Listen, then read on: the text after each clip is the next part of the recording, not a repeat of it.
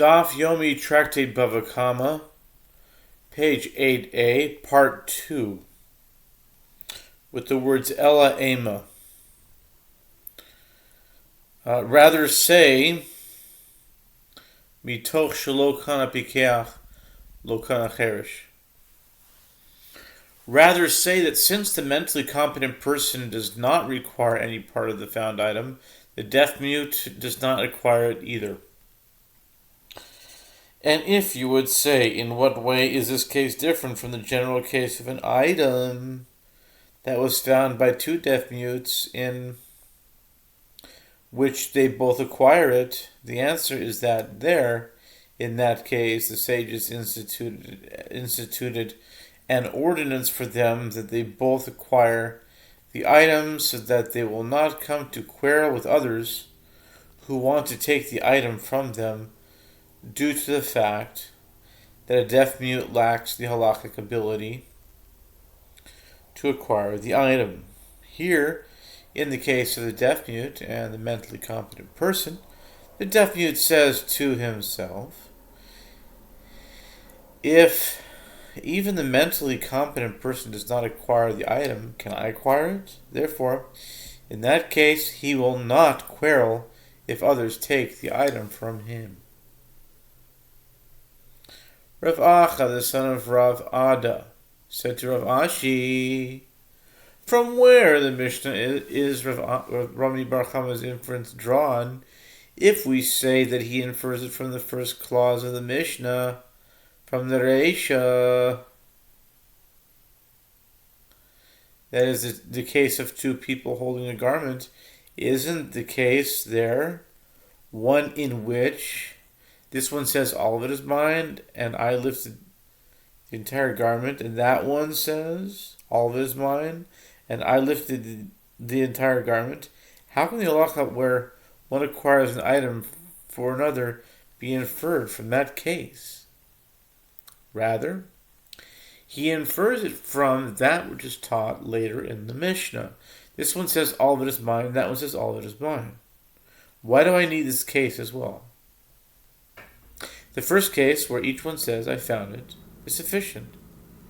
Rather, learn from the superfluous case in the Mishnah that even if they lifted it simultaneously, they divide it, and a third party has no right to take it, as in a case of one who performs an act of acquisition by lifting a found item on behalf of another, the other person acquires the item. The Gemara asks, but that clause in the Mishnah is not superfluous. Didn't we already establish in 2a that the first clause is referring to a dispute over a found item, and the latter clause is referring to a case of buying and selling, where each party claims that he is the one who bought the item from his seller. Rather, Rami Bar Chama infers his ruling from the latter clause of the Mishnah, which is the case where this one says all of it is mine, and that one says all of it is mine. Why do I need this case as well?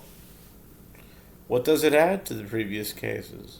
Rather, learn from this superfluous case in the Mishnah that in a case of one who performs an act of acquisition by lifting a found item on behalf of another, the other person acquires the item.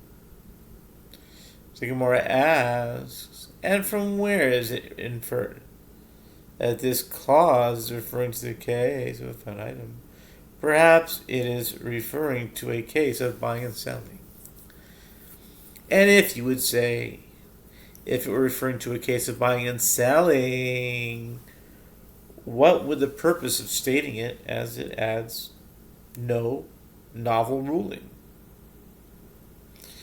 One could answer that it was necessary to teach this additional case, as otherwise it might enter your mind to say that the one who says half of it is mine should be considered the equivalent of one returning a lost item. He could have claimed that the garment was entirely his, and instead he conceded half of it to the other party, and consequently he should be exempt from taking an oath.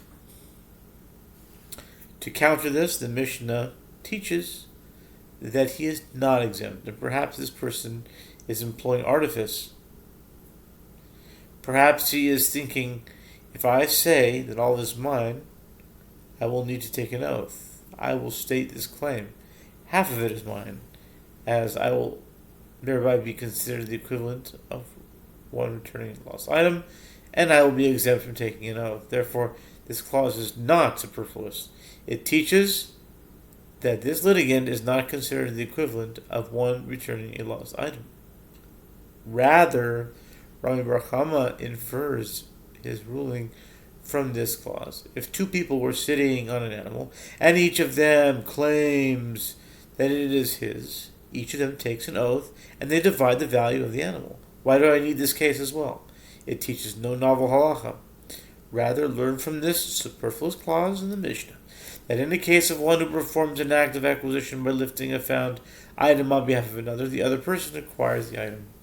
The Gemara asks, but perhaps this Mishnah teaches us that one who sits on an animal also acquires it, even though he has not caused the animal to move. Rather, Rami Bar Chama inferred his ruling from the last clause in the Mishnah, when they each admit that the validity of the other's claim, or when they have witnesses attesting to their claims, they divide it without taking an oath. To what case is the dilemma referring? It is referring to a case of buying and selling. Does it need to be said? Rather, is it not referring to a found item? Accordingly, the reason they divide the item is that they knowingly lifted it together and they intended to acquire it both for them. And learn the Mishnah from it that in a case of one who performs an act of acquisition by lifting a found item on behalf of another, the other person acquires the item. The Gemara comments, and Rava said to you, this clause is based on a different principle. When one acquires an item, since he acquired it for himself, he can also acquire part of it for another person. The Mishnah teaches if two people were sitting on a garment, or one was sitting on the animal and the other was leading it, and each ownership claim ownership of the animal, they must take an oath, and they divide it. Yehoshua said, or Yehuda said to me. Okay, we'll stop right here.